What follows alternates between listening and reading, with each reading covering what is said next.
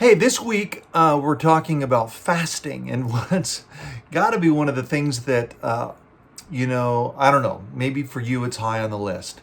It has not been high on my list, although as I examined fasting more closely, it is an amazing discipline, spiritual practice, habit, and I have actually come to realize that I fast quite often. Um, but it's one of those things that when we do it, Jesus literally has said, no one should know you're doing it in Matthew, in the Sermon on the Mount. Jesus tells us the importance of fasting. He says, um, when you pray, we should be definitely praying. When you give, we should definitely be giving. And when you fast, those three spiritual practices, Jesus mentions not if, but when you do it. And in all cases, to do it not trying to seek others' awareness, but trying to build your own awareness of a deeper connection to God and His purposes. So we're going to be unpacking that throughout this week. I'm excited about that. I'm excited about making fasting a greater intentional practice of my own. Have been trying to kind of incorporate that into my weekly rhythm, and hope you will as well, because it really is a habit that bolsters us and strengthens us in our resolve to be like Christ. When we think about all the spiritual practices, we are not trying to kind of randomly pick things from the world of options, but we're trying to say, what did Jesus do, and how and why would I want to do those in order to follow Him, right? If He did it and I'm following Him, then it would make sense that I also would do it. Jesus fasted, so it would make sense that as a follower of Jesus, seeking to emulate Him, I also would fast. We've incorporated a little statement in our I am a disciple focus. So if you've been around Yosemite for any time, you know that we encourage you to recognize there's 5 points of identity, kind of identity alignment, that when I align myself to what God says about me and about who I am, when I align myself with those points of identity, it's going to draw me into my relationship with Jesus and refine it. And then I focus on those. So there's, I am loved, I am loving, I am a disciple, I'm a mentor, I'm a missionary.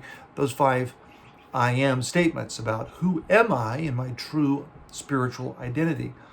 Under the I am a disciple, there is a little statement. And the statement really is a very broad swath of spiritual formation and spiritual practices. Kind of 3 big headings. If you've been around, you know we talk about connecting with God, growing with others, and using our talent, time, and tithe to serve. So all 3 of those areas would be areas of spiritual focus and attention. Focus vertically on my relationship with God, focus horizontally on my relationship with others, focus on giving myself away as an expression of Christ's presence in me and my offering myself back to Him for the sake of others. So the statement is this: I will concentrate on the spiritual habits and disciplines that Jesus practiced so I can truly be more like Him in my daily life.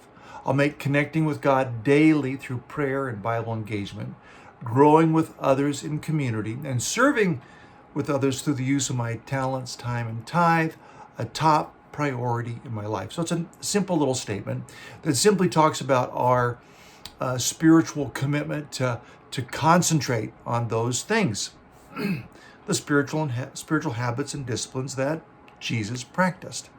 So this week we will dig into fasting, and I want us to think about fasting as one of the ways in which we cultivate spiritual training. So all of discipleship really is about this training myself versus just trying for myself. I'm training myself to be more like Jesus.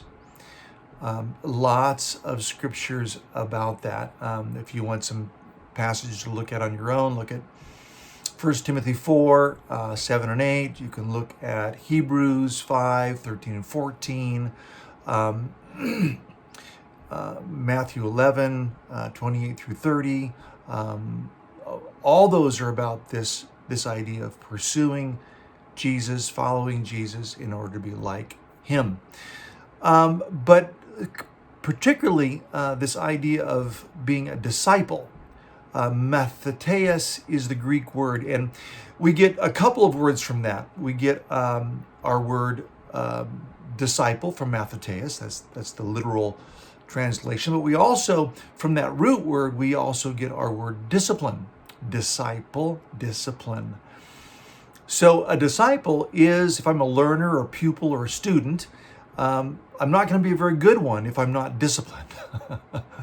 If I'm not disciplined in whatever it is that I'm seeking to be a disciple of, or whoever I'm trying to be a disciple of, I'm not going to get very far, very fast if I don't have discipline. So here's what Richard Foster, probably someone who's impacted me more than anyone else concerning just the notion of fasting, who probably wrote the first most classic book on spiritual practices, which is called Celebration of the Disciplines.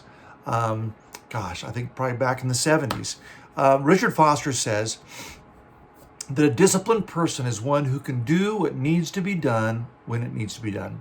A disciplined person is one who can do what needs to be done when it needs to be done. Think about that. Can do what needs to be done. So whatever that is, a disciplined athlete, a basketball player, can put the ball in the hoop. No, I can do that, and I can do it if I'm close and no one's guarding me, and I'm focused. I can do it, maybe 50% of the time. But put some pressure around me and put a game in motion and get my heart beating fast and running back and forth. And now it'd be pretty hard for me to get that ball in that hoop when it needs to be done. Why? Because I've never been very disciplined at basketball. I've, played around a little bit on the side here and there a few times in my life. I'm not a disciplined basketball player. So someone who is disciplined can do what needs to be done when it needs to be done. So spiritually speaking, whenever we discipline ourselves, we're able to do what needs to be done when it needs to be done. Fasting is going to be one of those things that's going to empower us, because we're going to learn that fasting equips us to say no to our flesh, no to our desires, most of which can be okay and can even be good, because fasting is almost always taking something that is a normal good and learning to say no to it for something better.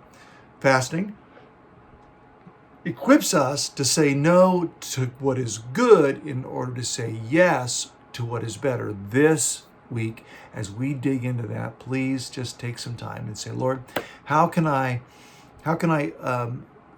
step into this notion of saying no to whether it's food or media or my phone or even people, or noise, whatever I might say no to something that can have good, but Lord, that I might be more disciplined to say yes to what is better. Lord Jesus, that is unequivocally you, our relationship with you. So we give ourselves to this learning. Equip us this week as we learn to say no to good things, so we can say yes to what is better. I'll see you tomorrow.